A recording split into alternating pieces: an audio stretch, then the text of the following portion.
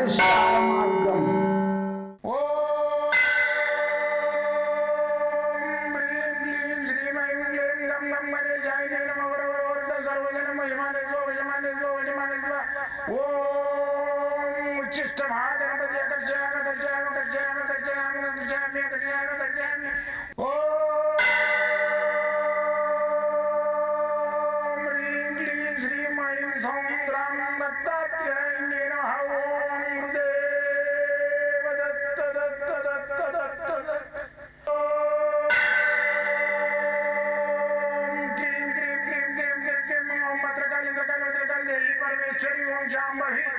सर्वदिन मोचमाने स्वजमाने स्वजमाने स्वम मत्रकाली मत्रकाली मत्रकाली देवी परमेश्वरी ओम शांभवी अकर्षयामि अकर्षयामि अकर्षयामि अकर्षयामि अकर्षयामि चट चट चट चट चट ज्वाल ज्वाल ज्वाल नरसिंहाय लक्ष्मी नरसिंहाय अकर्षयामि अकर्षयामि अकर्षयामि ओम चट चट चट चट चट चट चट ओम चट चट चट चट चट ओम चट चट चट चट ज्वाल ज्वाल ज्वाल ज्वाल नरसिंहाय लक्ष्मी नरसिंहाय अकर्षयामि अकर्षयामि अकर्षयामि अकर्षयामि अकर्षयामि अकर्षयामि राजाधिराज योगिराज परब्रह्म सद्गुरु सच्चिदानंद साईनाथ महाराज ओम गुरुदेव दत्त दत्त दत्त दत्त दत्त ओम मातृदेवो भव ओम पितृदेवो भव ओम आचार्य देवो भव ओम गुरुदेव दत्त दत्त दत्त दत्त दत्त ఓం గురుదేవ దత్త దత్త దత్త దత్త. నేను మీ సాయి దత్తానందను, మంత్రతంత్ర యంత్ర రుద్రాక్ష మూలిక శస్త్రజ్ఞుని. అయితే గత 42 సంవత్సరాలుగా నేను చేసిన ఈ శ్రమ ఏదైతుందో మంత్రాల మీద, యంత్రాల మీద, రుద్రాక్షల మీద, వాస్తు మీద ఇది నిర్విరామంగా కృషి చేస్తూ, ఇది నాకు ఇష్టమైన విద్య, అతి కష్టమైన విద్య కాబట్టి దీన్ని ఇష్టమైన విద్యగా స్వీకరించి చేస్తున్నాను. అతి కష్టాన్ని ఇష్టంతో చేసే విద్యలన్నీ సులభంగా సాధ్యపడతాయి మానవునికి.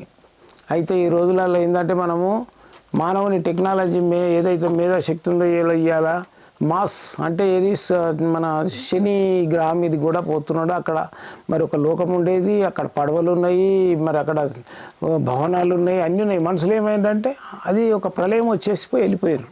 ఒక్క మనిషి లేడు. మరి వాళ్ళ ఎముకలు కూడా కనబడతలేవు. అలా చూపిస్తున్నారు యూట్యూబ్లో. ఏది మన నాసా వాళ్ళు చూపిస్తున్నారు. మరి అది అంతా విచిత్రం అనిపిస్తుంది కొన్ని ప్రపంచం మీద. అయితే మన ఈ మంత్రం ఉందా యంత్రం ఉందా అంటే కూడా ఇదే. ఇప్పుడు నాసా వాళ్ళు రీసెర్చ్ చేసిన మార్స్ లాగా. మార్స్ అనేది ఏంటంటే శని గ్రహం, దాని మీద నీళ్ళున్నట్టు ఇదంతా కనబడుతుంది. అది సడన్గా ఎట్లా మనుషులు ఎక్కడ పోయిండ్రు, వాటర్ ఎక్కడ పోయింది, వస్తువులు మాత్రం అక్కడక్కడ బిల్డింగ్స్ ఉన్నాయి, పడవలు ఉన్నాయి, ఒక్క 2-3 కొన్ని అస్థిపంజరాలు కనబడుతున్నాయి. మరి ఏంది అది విచిత్రం? అలా ఆ లోకం అయింది. ఎన్ని లోకాలు ఉన్నాయి? లోకాలు లేవంటాడు వాడు. నాస్తికుడు ఏమంటాడు? ఆడు నాస్తికుడు పిచ్చోడు ఏమంటున్నాడు? ఏ లోకం లేదు, అది లేదు, ఇది లేదు అంటాడు. మరి ఇలా లోకాలన్నీ ఎట్లా కనబడుతున్నాయి? చంద్రలోకం ఉంది, సూర్యలోకం ఉంది, మళ్ళీ వచ్చేసి శనిలోకం ఉన్నది. ఇప్పుడు శనిలోకమే ఇప్పుడు చూపించేది మనకంతా. అంగారల లోకం ఉంది, బృహస్పతి లోకం ఉన్నది. లోకాలంటే మెలుసుగా అవి గ్రహాలు, అవి కూడా మన భూమి కంటే పెద్దగా ఉన్నాయి. అట్లాంటి టెక్నాలజీలన్నీ ఇప్పుడు మంత్రము యంత్రము ఇవన్నీ వాడిండ్రు. ఆ రోజు ఒక చిన్న పుల్లను మంత్రించి కొట్టితే అది మెజాల్లాగా పోయి అది మీద పడి అని ఉన్న ఏరియా అంతా స్మార్ట్ చేసేది, మొత్తము కాల్చిపడేసేది, బూడిది చేసేది. అలాంటి విద్యలన్నీ అంతరించిపోతున్నాయి. ఓడిట్లే ఒక దగ్గర దెబ్బ తగిలింది, ఇక్కడ గీరకపోయింది ముళ్ళు గీరకపోతే ఏంది, ఆడ అట్లే జర ముందుకు పోతే ఒక ఆకు తగులుతుంది. దానికి ఆకు తగలగానే అది మాడిపోతుంది, ఆ గాయం పోతుంది. అరే దీని లోపల ఈ చెట్టులో ఏదో ఉన్నదని చెప్పేసి మళ్ళీ కట్ చేసుకొని మళ్ళీ పెడితే అప్పుడే పోయింది. అయితే వాడు ఎంతోమందికి నయం చేసిండు. ఎముకలు ఇరిగినా కానీ ఆకు ఇట్లా పెట్టగానే అయిపోయేది. ఆడు చచ్చిపోయింది దాకా అని చెప్పలే, అంతరించిపోయింది కదా నెంబడి. విద్యలన్నీ అట్లా అంతరించిపోకుండా నేను ఏంటంటే నా యొక్క సాయశక్తుల ప్రయత్నం చేసి ఈ నాస్తిక నా బృందాలకు ఎదుర్కొంటా నేను ఈ యొక్క కార్యక్రమాన్ని నేను మీ అందరికి అందజేయడానికే నా ప్రయత్నం. యంత్రము, మంత్రము, రుద్రాక్షలు, మూలికలు, ధ్యానము, యోగము, మళ్ళీ వచ్చేసి ఈ దైవశక్తి, దయ్యం ఉందా, దైవం ఉందా, ఇలాంటి వాటి మీద రీసెర్చ్ చేస్తున్నాను నేను. నేను గత 42 సంవత్సరాలుగా ఉద్యోగం చేసుకుంటూ డిఫెన్స్లో మళ్ళీ వచ్చేసి మిలిటరీకి సంబంధించిన దాంట్లో చేసుకుంటూ స్ట్రిక్ట్ మా డిపార్ట్మెంట్ అలాంటి దాంట్లో గుప్తంగా నేను ఎంతోమందికి బాగుపరుచుకుంటూ ఈ విద్య వాళ్ళకు మంచిగానే సంతోషపడుకుంటూ నేను చేస్తున్న ఈ విద్యకు సపోర్టింగ్ లేదు, నాకంతా అపోజిటింగే. క్లయింట్ గాడు వస్తాడు, వాడు బాగుపడతాడు, ఏమంటే అప్పుడు వస్తే కదా సార్ 2 ఏళ్ళ కింద నాకు మంచిగా అయింది అందుకే మళ్ళీ ఇప్పుడు వచ్చి మరి ఒకరినైనా వానికి హెల్ప్ చేయొద్దా పంపించొద్దా అని అంటే ఏం పంపిస్తాను సార్ మన వరకు చేసుకుంటే చాలు, నీ వరకు చేసుకుంటావు. మరి నీ వరకు చేసుకునే దానికి రేపు పొద్దున రోగం వస్తే డాక్టర్ ఎందుకు చేయాలరా నీకు డబ్బులు తీసుకొని? నీ వరకు నువ్వే చేసుకోవాలి. స్వార్థము ఉండకూడదు మనిషికి, నిస్వార్థమైన బతుకు 10 మందికి సేవ చేయి, అప్పుడు ముఖం మీద పద్మం వికసిస్తున్నట్టు సూర్య తేజస్సు కనబడుతుంది. నువ్వు కుళ్ళు కుతంత్రంతో ఏడాజర అగవడబడుతుంది, లేకుంటే ఏడాజర ఫ్రీగా దొరుకుతుంది, అది 10 మంది చెప్పకుండా నువ్వే వాడుకుంటే పీనుగా కళ కనబడుతుంది, ప్రీత కళ కనబడుతుంది. పద్మం వికసిస్తున్న కళ కనబడాలి, నవ్వుతున్న కళ కనబడాలి. 10 మందికి నువ్వు సహాయం చేసి 10 మందికి పలాని గురువు దగ్గర బాగుపడుతున్నాము, 10 మందికి మంచి చేస్తుండే ఆయన అని చెప్తే నీకు కాదు ఇంకా 10 మందికి కూడా బాగుపడతారు, అది పుణ్యం నీకు దొరుకుతుంది, నాకు దొరకదు. అందుకని ఏంటంటే నేను ఈ విద్యలన్నీ ఓని కూడా దాచుకుంటున్నారు, నాయంబడే పోకుండా నేను ఏం చేసిన ఒక గ్రంథం రాసిన, సకల శాస్త్ర గ్రంథం. ఆ గ్రంథం అనేది ఏంటంటే ఆడ ఉన్నది తీసుకో. ఆ గ్రంథం ఏంటంటే 11,000 పేజెస్ ఉంటాయి. దాని లోపల మంత్రశాస్త్రము, యంత్రశాస్త్రము, రుద్రాక్ష శాస్త్రము, మూలికా శాస్త్రము, ఇంత పెద్ద గంధం దాచిన ఇది 5,000 రూపాయలు ఉంటుంది దీని మూల్యం. అయితే గురువుగారు ఏమైనా తగ్గియరా, ఏమైనా చేయాలంటే ఏం తగ్గిస్తాం, ఇది నా పిల్లల సొమ్ములన్నీ గిరిగి పెట్టి తాకట్టు పెట్టి ముత్తూరులో పెట్టి ఇవన్నీ చేయించిన. మరి ఇలాంటి గ్రంథాలని మీకు ఏమైనా తగ్గిరాదు, 2,000కి వెయ్యికి ఇస్తావు, అడగడానికన్నా బుద్ధి ఉండాలి. లేదు నా దగ్గర గతి లేదు, నేను రిక్షా తోలుకుంటా, ఆటో తోలుకుంటా, కూలి చేసుకుంటాను, తిరిగి ఇచ్చేస్తాం. వస్తావు కోట్ల రూపాయలు ఆస్తి ఉంటుంది, నాకు ఏమైనా తగ్గించి రాదాం. సిగ్గు శరం ఉండాలి. ఇది ఏంటంటే విద్యను కొనడం కాదు, విద్యను తీసుకోవాలి, విద్యను గ్రహించాలి. అలాంటిది గ్రంథాన్ని నేను ఎందుకు రాసిన అంటే ఇది అంతరించిపోవద్దు, భూమి మీద వాస్తు అనేది లేదు అంటున్నాడు. ఏదేంది రేఖ అస్త సాముద్రిక లేదంటుండేవాడు. ఈ ముడతలు వస్తాయి కదా నొసలకు, అట్లనే ఇవి కూడా అంట. నొసలకు వచ్చే ముడతలు వేరురా బాబు, చేతికి వచ్చే రేఖలు వేరు. అస్త సాముద్రిక శాస్త్రం అస్త సాముద్రిక శాస్త్రం నేను రాయలేదు, నువ్వు రాయలేదు, ఇంకోటి రాయలేదు, సనాతనంగా మనకు ఋషులు రాసి పెట్టిర్రు. చేతిలో చూసి అన్నీ చెప్పొచ్చు. అది లేకుంటే ఆడే తెచ్చింది, అది కాకుండా నేను ఆగస్టు 15 తారీఖు నాడు పుట్టింది సార్ ఇట్లా 1989 అంటే అది చూసి కాకుండా రాసిస్తావు, తప్పు కదా. వాడు ఇప్పుడు పుట్టింది ఆ హాస్పిటల్లో పుట్టిండు, రేపు పుట్టేది ఉంది, తల్లికి అపాయం ఉంది. రేపటి దాకా పిండాన్ని లోపల వస్తే పిండాన్ని చచ్చిపోయేటట్టుంది, కోసి తీస్తారు. నేను ఇవాళ డేట్ పెట్టి ఆయనకి జాతకాన్ని రాస్తావు, అది రేపు పుట్టేటోనికి. వాని జాతకం అంతా నవమి నాడు ఉంటుంది, నువ్వు అష్టమి నాడు రాస్తావు, తప్పు కదా. చెయ్యి చూసి జాతకాలు రాయాలి, ముఖం చూసి వాడిని మొత్తం అది ముఖ కవలికలు చూసి మనము జాతకాన్ని రాయాలి. ముఖ కవలిక శాస్త్రం ఇప్పటిది కాదు. త్రేతాయుగంలో సీతకు కూడా ఆయన తండ్రి ఆ ముఖ కవలిక శాస్త్రం కూడా నేర్పించాను. ఆమెకు సీతకు విలువిద్య వచ్చు, అన్నీ వచ్చు, కానీ ప్రయోగించలే ఆమె, ఇక్కడ వాడలే. కానీ ముఖ కవలిక శాస్త్రాన్ని మాత్రం వాడిందా ఆమె. ఎప్పుడు రావణాసురుడు రామునిలాగా వస్తాడు, వచ్చే సీత నేను వచ్చేసిన ఇక రావణాసురుని చంపేసేసి నేను తీసుకుపోతా అది దాన్ని వచ్చేస్తాడు. రాముడు లాగా వాడు అరిమగరిమ విద్య వచ్చేది. అయితే ఆ అరిమగరిమ విద్యతోటి రూపం మార్చుకోవచ్చు. అయితే దాన్ని ఆ రూపంతో వచ్చేస్తే ఆమె దర్భ తీసుకొని ఇట్లా పట్టుకుంటుంది, దర్భ తీసుకొని పట్టుకుంటుంది. ఎందుకు సీత దర్భ పట్టుకుని నేను పతినే కదా అంటే, లేదు నువ్వు గావురా, నువ్వు రావణునివి, నువ్వు అరిమగరిమ విద్యలు ఏవైతున్నాయో నీకు ఆ ప్రవేశం చేసుకొని నన్ను మోసపుచ్చుదామని వచ్చినావు. ఎట్లా గుర్తుపట్టినావు నువ్వు అంటే, మా తండ్రి గారు జనకుడు ఆయన ప్రతి ఒక్క విద్య నేర్పించింది నాకు. విద్య కూడా వచ్చు, నేను చంపే అంత విద్య కూడా నా దగ్గర ఉంది, కానీ నేను చెయ్యాది రాముడికే అంకితం కావాలను అని చెప్పేసి ఆ ముఖ కౌలిక శాస్త్రం గురించి చెప్తుంది. రావణాసురునికి సీత ఇట్లుంటుంది దొంగ అంటే ఈడ పుట్టుమచ్చ ఉంటుంది, ఈడ నెత్తి బట్ట కట్టుకుంటాడు, ఈడ కత్తి కట్టుకుంటాడు.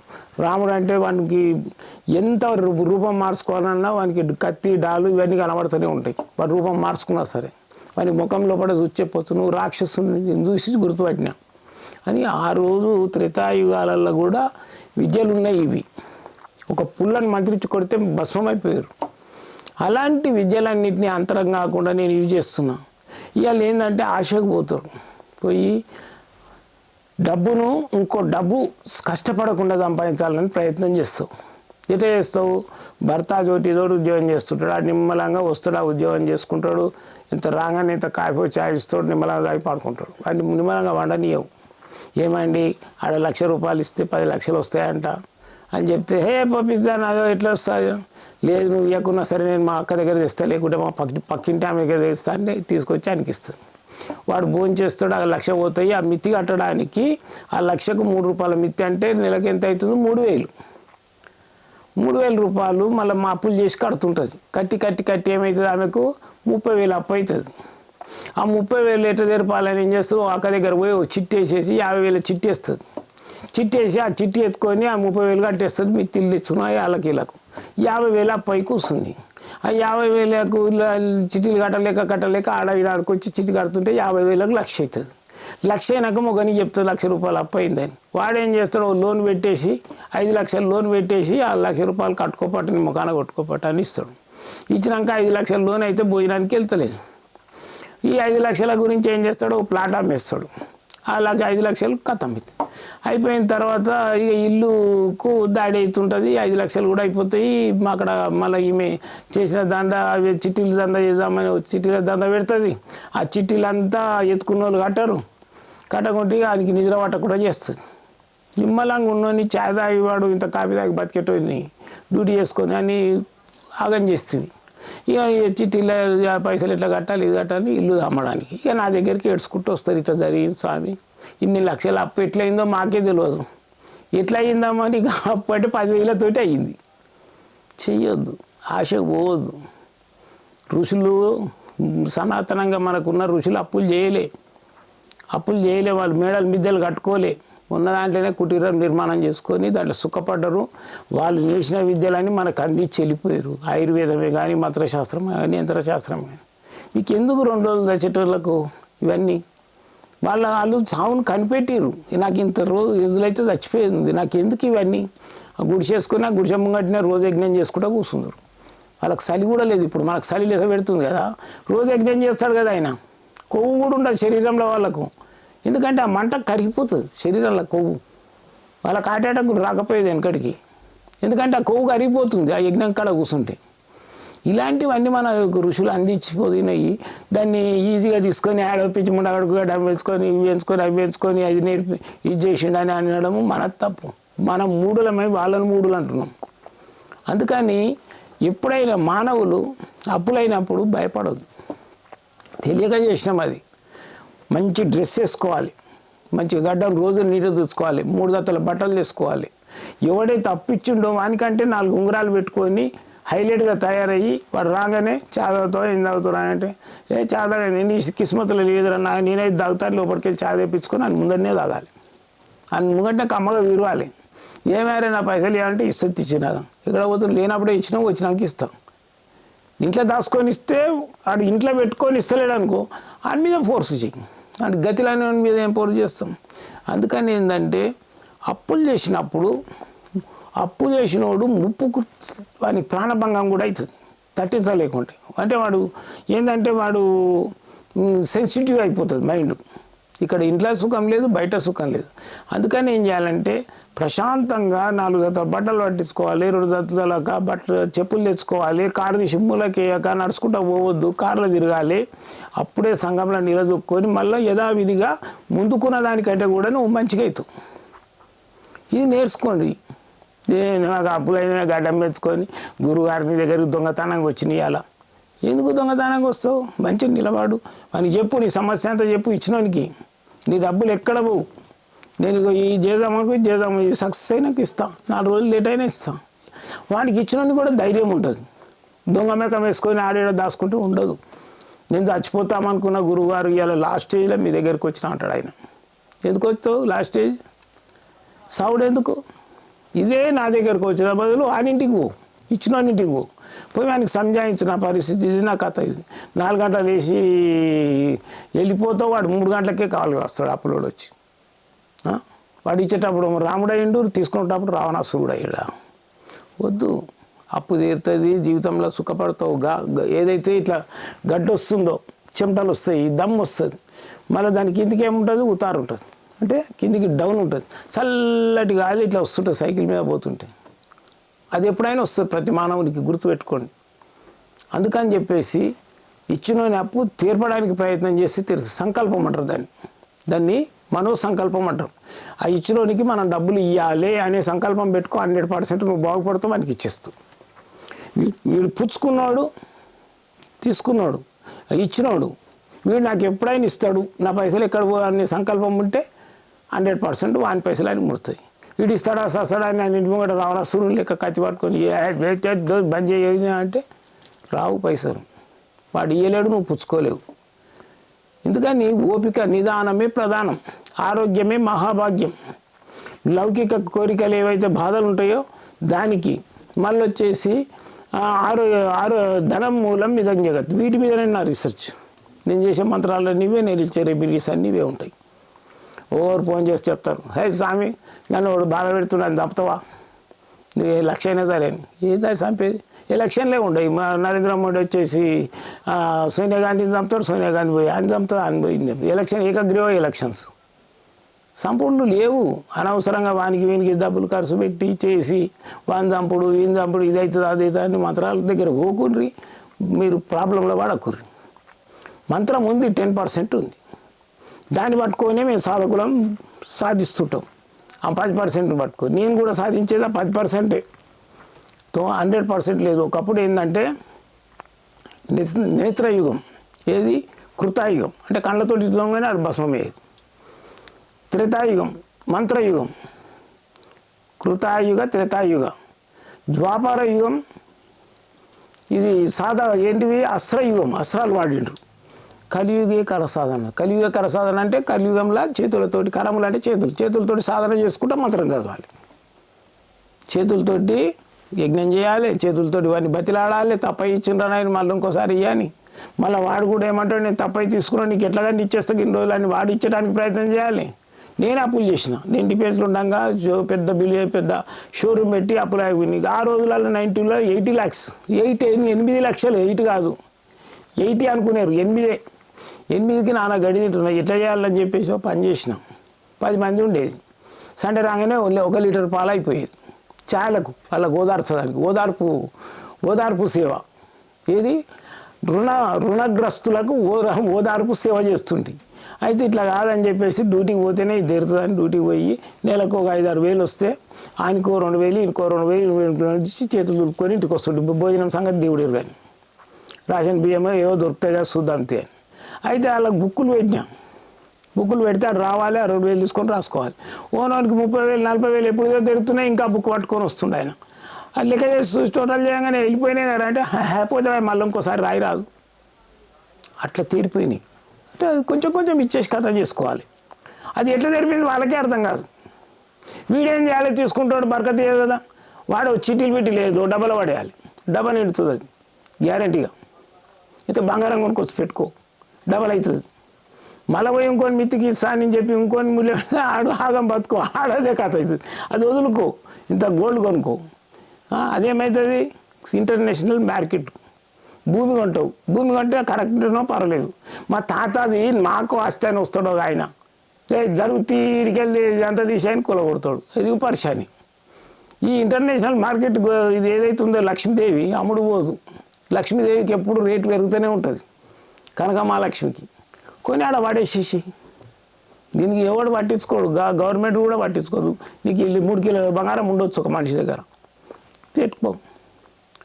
ప్రశాంతమైన జీవితాన్ని. అందుకే రాజులు వెనకటికి ఏం చేశారు, నోట్ల కట్టలు దాచిపెట్టలేదు, బంగారం దాచిపెట్టారు. ఎందుకంటే ఇది ఎప్పటికైనా దీనికి తిరుగులేదని. ఇప్పుడు వాళ్ళు ఏం చేస్తున్నారు, ఆడ పోయి అది చేస్తుండే. ఇక్కడ షేర్ మార్కెట్ అన్న, అటు షేర్ మార్కెట్లో కొట్టిన నాకు ₹1 కోటి అప్పయింది ఉంటుండు.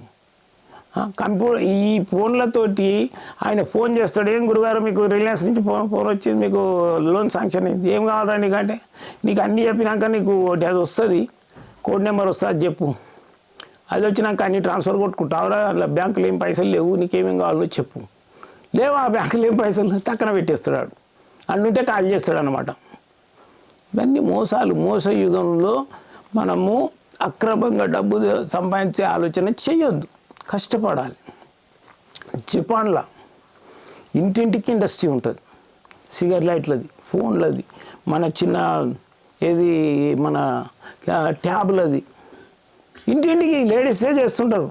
మన దగ్గర ఆ సిస్టమ్ పెట్టలే. ఇప్పుడు మన వాళ్ళు ఏం చేస్తున్నారు, నీకు 2000 ఇస్తాము, ఆటో రిక్షా బంద్ అయింది కదా, నీకు 3000 ఇస్తాము, మా వీడవు కదా, పైసా నువ్వు పంచుతున్నావు పబ్లిక్ మీద, వద్దు, ఉచితంగా వంచకు, ఇండస్ట్రీస్ పెట్టు, చిన్న కుటీర పరిశ్రమలు పెట్టు, ఇంట్లో చేస్తారు, సంపాదిస్తారు, అప్పుడు మన దేశం పైకి వస్తుంది. ఇది కాదు, ఏమైనా కానీ అది ఇది ఆశ పెట్టి నువ్వు గెలుస్తున్నావు, కానీ తర్వాత మన ఇండియన్ కరెన్సీ కిందికి జారిపోతుంది, దీన్ని ఇండస్ట్రీ కిందికి మారు.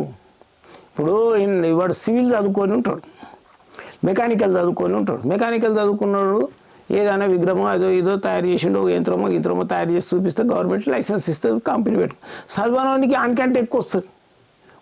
వాడు ఇంధనం లేకుండానే బండి పోయేటట్టు చేస్తాడు, నీళ్ళు పోయి, వానికి ఈ లైసెన్స్ వాడు కంపెనీ పెట్టుకుంటాడు, లేదు ఆడు చదువుకోవాలి, ఏం చేస్తాం. చదువు కాదు ముఖ్యం, జ్ఞానం ముఖ్యం. అదే ఇప్పుడు మన జపాన్లో ఎట్లున్నది, వానికి జ్ఞానం ఉండి వాడు కనిపెట్టినట్టు వానికి లైసెన్స్ ఇచ్చేస్తాడు. అట్లా డెవలప్ అవుతాయి కంట్రీలు. ఇప్పుడు ఈ కంట్రీల బాధలని మనకేంది, కానీ ఇప్పుడు ఏంటంటే ఈరోజు శీర్షిక మంత్రాల గురించి చెప్పినా కదా, మన యంత్రాలు మన ఇండియన్ కొల్లగొట్టుకొని పోయేటప్పుడు నలంద విశ్వవిద్యాలయం ఏదైతుందో లైబ్రరీ, దాన్ని కాల్స్తే 6 నెలలు కాలింది అది. అటువంటి విద్యలలో కొన్ని క్షోధించి తీసిన విద్యలు ఏదైతుందో నా దగ్గర కూడా ఉన్నాయి. అయితే మంత్రశాస్త్రం అనేది వీడు ముస్లిం కంట్రీస్కి వెళ్ళిపోయింది. మళ్ళీ యంత్రశాస్త్రం అనేది అమెరికాకి వెళ్ళిపోయింది, యంత్రాలకు చేస్తారు వాళ్ళు. యంత్రాలంటే హెలికాప్టర్స్, ఫ్లైట్లు, ఇవన్నీ. మళ్ళీ వచ్చేసి తాంత్రిక శాస్త్రం అనేది ముస్లిం కంట్రీలోకి పోయింది. ఇది దీంట్లో తంత్రికము, మంత్రము, మళ్ళీ యుద్ధశాస్త్రం అనేది చైనాకి పోయింది. వాడు అందుకని గోడని కూడా ఎక్కుతాడు, గాలి కూడా లేస్తాడు, 10 మందిని కూడా చంపుతాడు. అటువంటి శాస్త్రాలు ఉన్నాయి. ఆ శాస్త్రాలలో నేను ఏం చేశాను అంటే, మన శాస్త్రాలు మందికి పోయినాయి కదా, మళ్ళీ దాన్ని లాభట్రాలే గుందరగకు వచ్చే ప్రయత్నం చేసి, ఇప్పుడు అరబ్బీ ఏవైతున్నాయో యంత్రాలు అవి ఎక్కువ ముస్లిమ్స్ వాళ్ళు వాడతారు. ఏది ముర్షదులు మన శాస్త్రం మనం ఎందుకు పాడవద్దు అని సంకల్పంతో ఇది మెడలేసే లాకెట్స్. ఇది అక్షరం ఉంటుంది, ఒకటే బీజాక్షరం. ఈ ఒక్క బీజాక్షరాన్ని మెడకేసుకుంటే వానికి బ్లాడ్కు ఏ మ్యాజిక్ ఉండని, లేకుంటే వానికి దయ్యం భూతం ఏదైనా ఉండని, వాడు డాక్టర్ దొరకని రోగాలు ఉండని నిర్మూలన అవుతుంది. ఇది ఒక్కటే బీజాక్షరం. హ్రీం బీజాక్షరాన్ని ఇది ఏంటంటే దీన్ని ఉర్దూ అంటారు, ఉర్దూ కూడా కాదు, ఇది అరబీలో రాసి ఉంటుంది. ఇవి నా దగ్గర ఉంటాయి. ఎవరికి ఏది ప్రాబ్లం ఉన్నా ఇది పంచలాలు ఉంటుంది, ఇస్తా, వేసుకొని దీని ఫలితం అనుభవించి చూడండి. ఇంకోటి ఏంటంటే, మనకు ఎవడన్నా చేతబడి చేస్తున్నాడు అనిపిస్తుంది. ఈ స్తంభన గురించి అంటే వాడు చేసిన దాన్ని కట్ చేస్తుంది. వాడు చేసిన ఏదైతే మంత్రాలు మనకు చేసిండో దాన్ని కట్ చేస్తుంది. కట్గా ఉంటుంది, దీని మీద అరబ్బీ బీజాక్షర మంత్రాలు ఉంటాయి. ఇది టమ్ అని మనది ఏదైతే అను ఉంటుందో బీజాక్షరము, అది అరబ్బీలు ఉంటుంది. ఇది మనము తొందరగా పనిచేస్తుంది మన తెలుగు కంటే కూడా. ఇది దయ్యం పట్టిన వాళ్ళకి వేసినట్టయితే దాన్ని దయ్యం వదులుతుంది, చేతబడి చేసిన వాళ్ళకి వేసుకుంటే చేతబడిపోతుంది. ఇలాంటివి కావాలంటే నా దగ్గర ఉంటాయి, ఫోన్ చేయండి, సంప్రదించండి.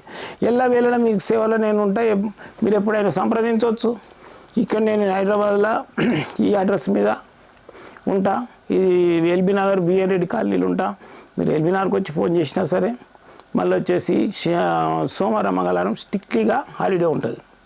మిగతా రోజులలో మీరు ఎప్పుడైనా రావచ్చు. 40 నిమిషాలు టైం తీసుకొని జాతకం కూడా కావాలంటే చెప్తాం. జాతకం వద్దు మేము ముట్టి కలిసేది ఉంటే అంటే 2 3 నిమిషాలు 5 నిమిషాలు కలిసిపోవచ్చు. జై గురుదత్త.